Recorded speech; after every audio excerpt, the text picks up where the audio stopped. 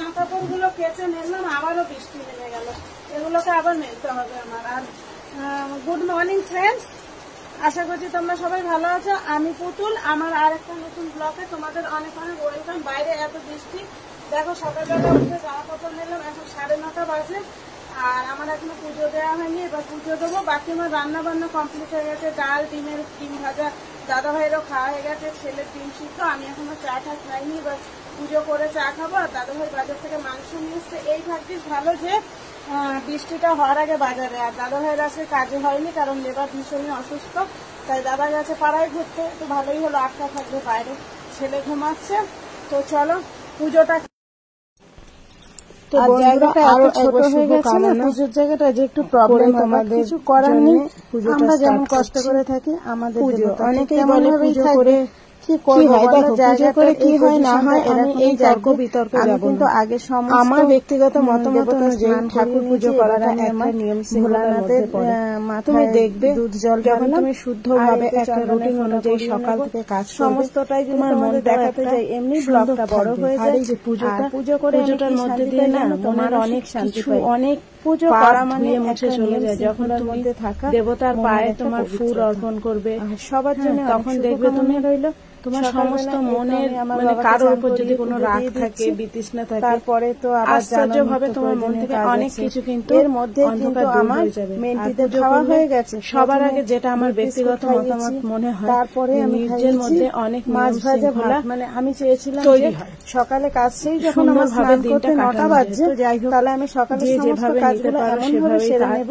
যেন আমি মোবাইলের পেছনে অনেকটা টাইম দিতে পারি। এটাই হচ্ছে আমাদের তোমাদের দাদা ভাইকে তো খাবার দাবার করে দিলাম, দাদা ভাই খেয়ে দিয়ে নিল। আর রইল ছেলে, যে ধর্মেরই মানুষ হোক না, ঈশ্বর এক ও অদ্বিতীয়, সেটা আমরা বিভিন্ন নামে তাদেরকে ডেকে থাকি। পুজো টুজো কারণে এই নিয়ে আমার কোনো মতবিরোধ নেই। আমার কাছে জানি না কেন সব সমান, সবাই সমান, প্রচন্ড খিদে পাচ্ছে। কালকে রাত্রিরে দেবতা সমান, আল্লাহ সমান, সন্ধ্যে 8:30 অব্দি ঘুমালাম, 5টা 6টা থেকে। আর তারপরে ভেবেছিলাম রাত জেগে ভিডিওগুলো এডিট করে নেবো। আমার আরো ভিডিও শুট করা আছে, বাট এডিট করার অভাবে ভিডিওগুলো পোস্ট করতে পারছি না। লাস্টে কি হয় জানো তো, খিচুড়ি হয়ে যায়, কার সঙ্গে কাকে দেবো বুঝতে পারি না। এই জন্য আমি অনেক সময় কি করি, ভিডিওগুলোকে সব ডিলিট করে দিই, কারণ আমার নিজের মাথা গুলায়।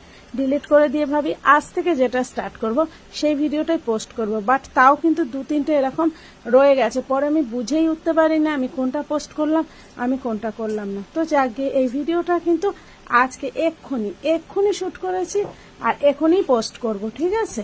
তো চলো, এই তো আমার মোটামুটি পুজো হয়ে গেল। ফুলগুলো দিয়ে আমি সাজিয়ে নেই, ফুল দিয়ে ঠাকুর সাজাতে সবার ভালো লাগে, তাই তো? বাট ফুল যদি আমার না থাকে তাতেও আমার প্রবলেম নেই, আমি শুধু আমার বাড়ির বেলপাতা দিয়েও পুজো দিতে পারি, বেলপাতা ছাড়াও পুজো দিতে পারি। আমি দিতে পারি আমার চোখের জল, আমার ভক্তি দিয়ে। সত্যি কথা বলতে, ঠাকুর সিংহাসনের সামনে, ঠাকুরের সামনে দাঁড়িয়ে আমি তোমাদেরকে আমার মনের কথা বলছি। যদিও আমি ভয়েসটা পরে দিচ্ছি, তবুও আমি ঠাকুরের দিব্যি করে বলছি, আমি যখনই পুজো করতে যাই আমি জানি না আমার 2 চোখে অঝরে জল চলে আসে। অ্যাটলিস্ট আমি ভয়েস দিতে গিয়ে কষ্ট হচ্ছে। এমন কি জানো তো, যখন আমার বাড়ির আশেপাশে আজকে আমার বাড়ির পাশ দিয়ে যখন হরিনাম গাইতে গাইতে যাচ্ছিল, বিশ্বাস করো একটা আলাদা ফিলিংস হয় আমার মধ্যে মনে হয় কোনো একটা চাপা কষ্ট। আশা করি তোমরা আমার ভয়েসে বুঝতে পারছো। তো ঈশ্বর সবার মঙ্গল করো, যে যেখানে আছে, যে যত অন্যায় করেছে, আমি যত অন্যায় করেছি সমস্ত ক্ষমা করে দাও। আমার ফ্যামিলিকে ভালো রাখো, সমস্ত বিশ্ব জগৎকে ভালো রাখো, এই কামনা করে পুজো করছি। সবার মঙ্গল করো ভগবান। তো বন্ধুরা, অনেক বড় বড় ভারী ভারী কথা বলে নিলাম না বন্ধু, ভারী কথা না, আমি জানি সবারই এরকম হয়। তোমরাও যখন পুজো করো না, তোমরাও কিন্তু একটা অন্য জগতে চলে যাও। কি ঠিক বললাম তো? কথাটা রাইট। আমরা কেউ কিন্তু খুব খারাপ নয়, আমাদের মধ্যেও মনুষ্যত্ব আছে, বিবেক আছে। হয়তো পরিস্থিতির চাপে আমরা অনেক সময় অনেক কিছু করে ফেলি, বাট আমরা কেউ খারাপ নয়। সময়ের সঙ্গে মানুষের পরিবর্তন হয়, বয়সের সঙ্গে মানুষের পরিবর্তন হয়। আর আমরা তো হয়ে গেছি সংসারী, বাচ্চা কাচ্চার মা, এখন তো পরিবর্তন হবেই, তাই না? এই যে পুজো করে নিচ্ছি। এদিকে আমার বেবিগুলো, আমি তো তোমাদের ক্যামেরা দিয়ে দেখাতে পারছি না, তোমরা তো জানো আমার ক্যামেরা আমাকেই ধরতে হয়, আমার ক্যামেরা ধরার লোক নেই। যা কিছু করতে হয় আমাকে একাই করতে হয়, বড্ড একা, সব কাজটাই একা করতে হয়। তাই ঈশ্বরের কাছে কামনা করি, ঈশ্বর এমন শক্তি দাও যেন কখনো হার না মানি, যেন কখনো দুর্বল হয়ে না পড়ি, যতদিন বাঁচি সুস্থভাবে বাঁচি, সবাইকে ভালো রাখি, আমার কারণে যেন কেউ না কষ্ট পায়।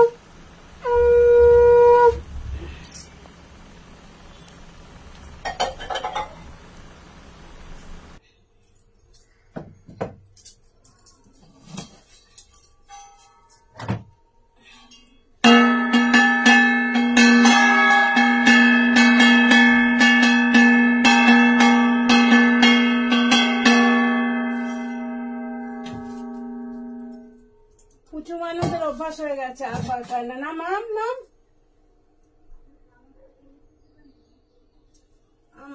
আমাদের ভালো করো ভগবান, হে ঈশ্বর, আমার ছুনু মুনু ভালো থাকুক, দুইত্য মিত্তি সবাই ভালো থাকুক, তোমাদের ভালো বলে দিয়েছি বাবা। আজকে সকালে বিশেষ কিছু নেই, যে আলু সিদ্ধ মাখাটা, ডালটা বিশ্বাস করো এত খিদে পেয়েছে বোঝানো যাবে না, ছেলেরও আলু সিদ্ধ ডাল। তো চল আগে খেয়ে নেই।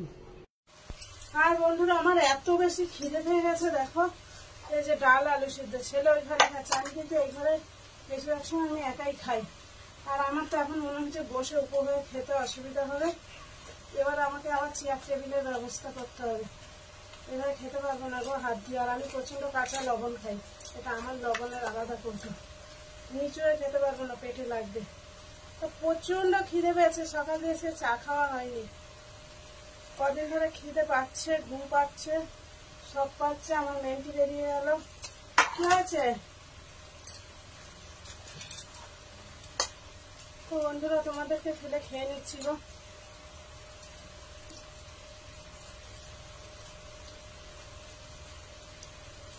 মানে কি বলবো, খিদে মানে সেই রাক্ষসের খিদে, এবার বসে খেতেও কষ্ট হচ্ছে, পেটে লাগছে, পেটে চাপ করছে।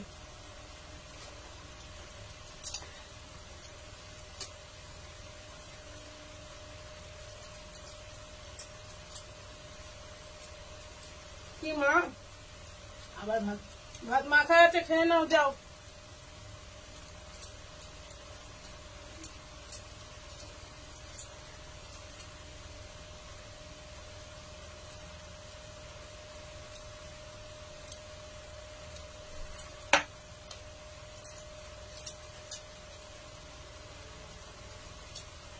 চলো খেয়ে দেয় নেই, খেয়ে নিয়েই চা বানাবো, আমি সবাই দিয়ে চা খাইনি। দেখা হচ্ছে বন্ধুরা, এইভাবে বসে খেতে কষ্ট হচ্ছে, আমাকে অন্য প্রসেসে খেতে হবে।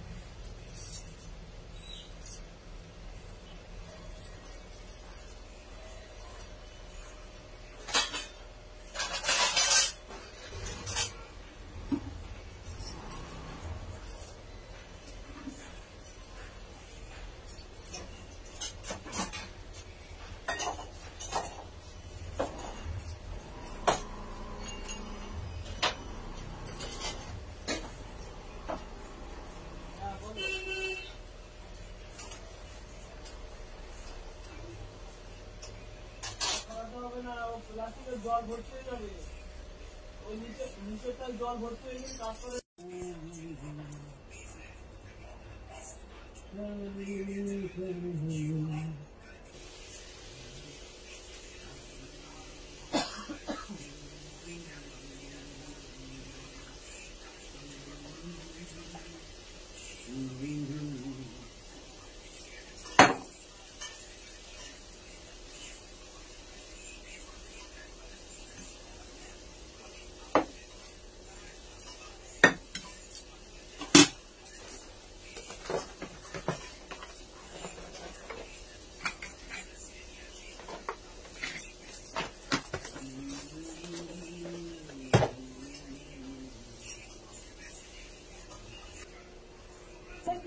চাটা খেতে হবে না, প্রচন্ড গরম লাগে, এবার চাটা খাই, চা খেয়ে কাজ আছে।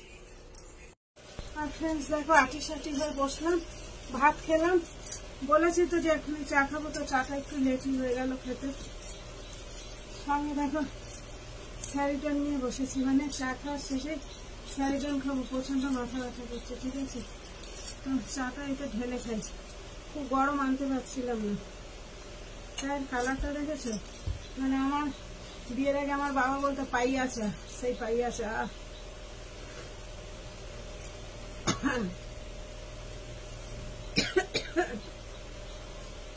ভালো হয়েছে, ভীষণ ভালো হয়েছে চাটা।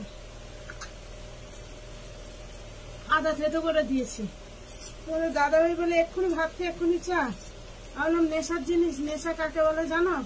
এটাই বলে নেশা।